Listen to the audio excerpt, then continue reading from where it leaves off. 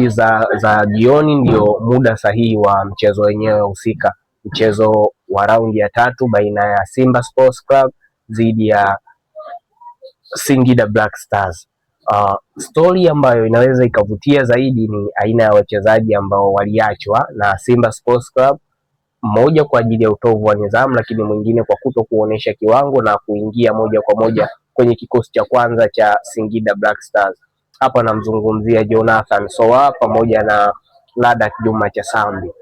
Lakini toka wamejiunga na Singida Black Stars wameonyesha kiwango kikubwa na bora sana. Wamekuwa regular status kwenye kikosi cha Singida Black Stars, wakianza kwenye mechi zote mbili na wakitoa michango chanya kwenye hizo mechi.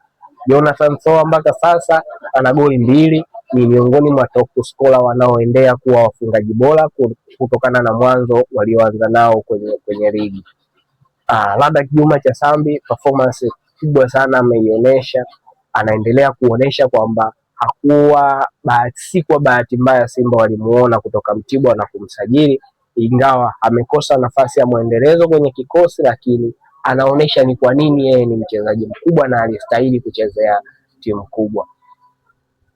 Taksi ambayo inakuja ni kwa coach Steve Barker. Ukitazama kikosi chake sasa hivi kinakosa wachezaji wawili ambao pia walikuwa ni sehemu ya kikosi, Ibrahim Jabal kwa ajili ya kadi nyekundu pamoja na David Kameta Duchu. Lakini Simba ni kikosi kikubwa na kipana zaidi chenye machaguo mengi ya wachezaji.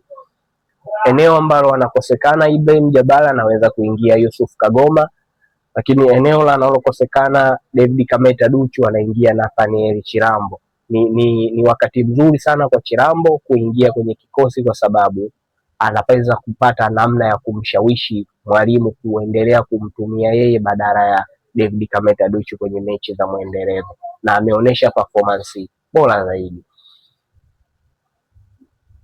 Tuwe watulivu, tutazame mchezo utakavyokuwa, tusipredict kwa sababu hizi ni timu mbili zinazokutana na zenye ushindani mkubwa zaidi. Lolote linaweza likatokea, lakini sina imani kama Simba Sports anaweza kupoteza mchezo wa leo, kwa sababu nyuma ukitazama historia ni mara chache ambazo Singida Black Stars amepata ushindi dhidi ya Simba Sports Club. Ukitoa ile mechi ya nusu fainali ya CRDB Federation ambao walipata ushindi wa goli kama 2 kama sio 3, mechi zingine zilizobaki ni sare pamoja na kipigo kwa Singida Black Stars. La jina ni Samuel Kitahenga, Samuel msema kweli. See you soon baada ya mechi kuisha.